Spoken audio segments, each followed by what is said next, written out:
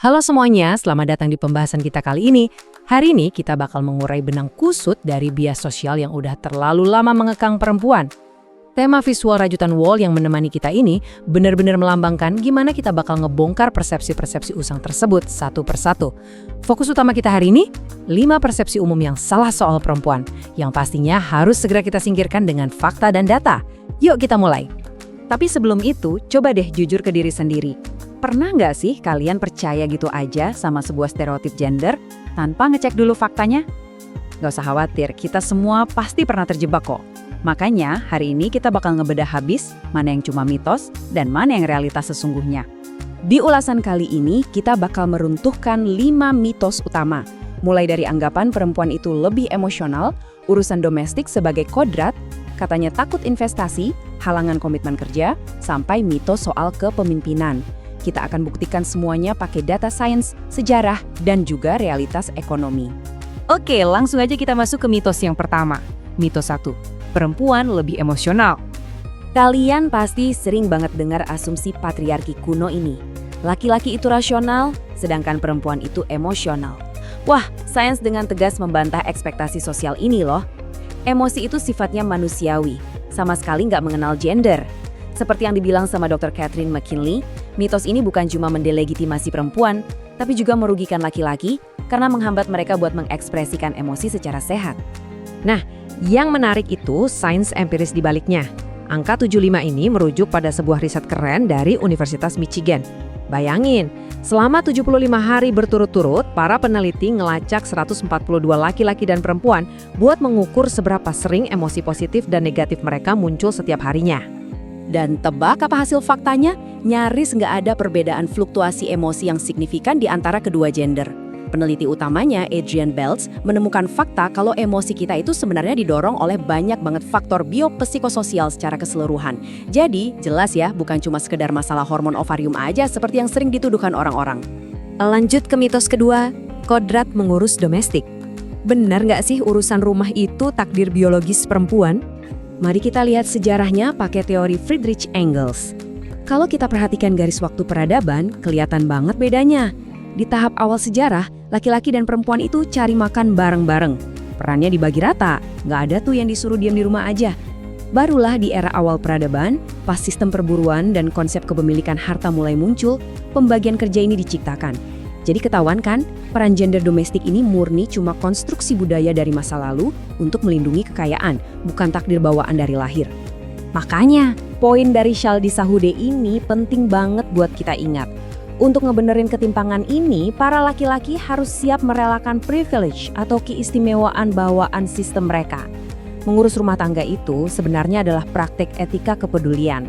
Ini tentang tanggung jawab bersama, bukan kodrat sepihak yang dibebankan cuma ke satu gender. Sekarang kita geser ke soal finansial. Mitos ketiga, takut resiko investasi. Sering dibilang perempuan itu penakut kalau urusan investasi. Mari kita cek data dari Otoritas Jasa Keuangan. Saat ini porsi investor retail Indonesia itu 60% laki-laki dan 40% perempuan. Ya, secara angka laki-laki memang mendominasi. Tapi jangan salah, tingkat partisipasi perempuan di pasar modal itu terus nunjukin tren peningkatan yang stabil dan menjanjikan banget loh. Riset emang nunjukin kalau laki-laki lebih suka instrumen dengan volatilitas tinggi kayak saham, sementara perempuan lebih konservatif dan milih yang stabil kayak reksadana atau obligasi. Tapi ini kuncinya. Preferensi ini muncul bukan karena perempuan nggak paham sama resiko finansial. Ini murni dibentuk sama norma sosial dan budaya sejak dini tentang gimana perempuan diajarkan buat mengelola dan mengamankan uang. Oke, kita masuk ke mitos keempat, halangan komitmen kerja. Katanya sih, urusan keluarga bikin perempuan kurang komitmen di kantor. Padahal kenyataannya, rintangan terbesar mereka di tempat kerja adalah jebakan double bind atau ikatan ganda. Ini dilema yang gila banget sih. Jadi kalau perempuan bersikap tegas, mereka bakal dinilai kompeten tapi dicap dingin atau bosi. Giliran mereka bersikap hangat, mereka disukai tapi malah dianggap kurang kompeten. Serba salah kan? Ini benar-benar rintangan tak terlihat yang sistemik. Belum selesai sampai di situ, ada juga konsep sticky floor alias lantai lengket. Ini kecenderungan di mana perempuan sering terperangkap di posisi berupa rendah dengan peluang mobilitas atau naik jabatan yang sangat minim. Hambatan-hambatan struktural inilah yang sebenarnya nahan mereka dari percepatan karier, bukan karena mereka kurang komitmen. Hal ini ngebawa kita ke mitos kelima, kurang cocok memimpin. Sering banget nih kita dengar alasan ini soal pimpinan eksekutif. Sekali lagi, data membuktikan hal yang sebaliknya. Coba bayangin, 75% responden bilang kalau halangan buat jadi pemimpin itu adalah kurangnya sponsor eksekutif. Dan 68% lainnya menyoroti bias bawah sadar sebagai hambatan sebenarnya. Terbukti kan, rintangan kepemimpinan itu 100% sistemik, bukan karena keterbatasan biologis perempuan. Biar ada perubahan, kita harus ngerti bedanya mentorship dan sponsorship. Mentorship itu berarti kita berbicara kepada perempuan buat ngasih nasihat. Bagus sih, tapi nggak cukup. Kita butuh sponsorship, yaitu berbicara tentang perempuan di ruangan-ruangan penting buat mendorong promosi mereka secara aktif. Terobosan yang sesungguhnya di perusahaan baru akan terjadi kalau para pemimpin senior mau pakai pengaruh politis mereka buat jadi sponsor. Tibalah kita di bagian akhir. Kesimpulan, runtuhkan bias sistemik. Kita udah ngebongkar semua mitosnya.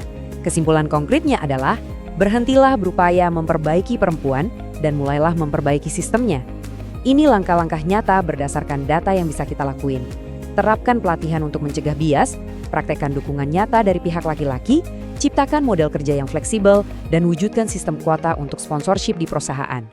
Sebagai penutup ulasan kita hari ini, saya mau ninggalin satu pertanyaan reflektif buat kalian semua. Dari semua stereotip yang udah kita bahas, benang kusut dari bias manakah yang bakal kalian urai dan singkirkan dari hidup kalian mulai hari ini? Teruslah berpikir kritis dan sampai jumpa di pembahasan kita selanjutnya.